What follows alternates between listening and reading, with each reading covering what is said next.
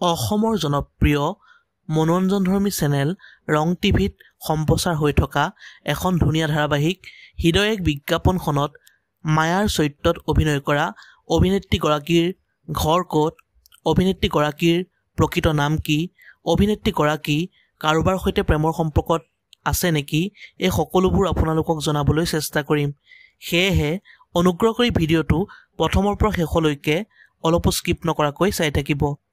হৃদয় এক বিজ্ঞাপন ধাৰাবাহিকৰ জৰিয়তে সকলোকে মনোৰঞ্জন দিয়া মায়াৰ ভূমিকাত অভিনয় কৰা অভিনেত্ৰীগৰাকীৰ প্ৰকৃত নাম হ'ল ভাৱনা ঠাকুৰীয়া। 2002 চনৰ 29 মে তাৰিখে ভাৱনা ঠাকুৰীয়াৰ জন্ম হৈছিল। কামৰূপ নগৰ পেৰাত ভাৱনা ঠাকুৰীয়াৰ জন্ম হৈছিল।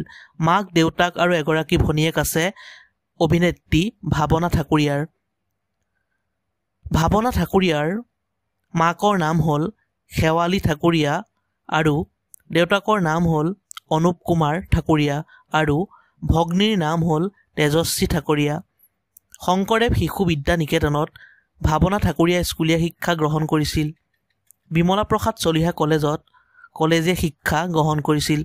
ৰাজনীতি বিজ্ঞানত মেজৰ হিচাপে লৈ BA পাছ কৰিছিল ভাৱনা ঠাকুৰীয়াই।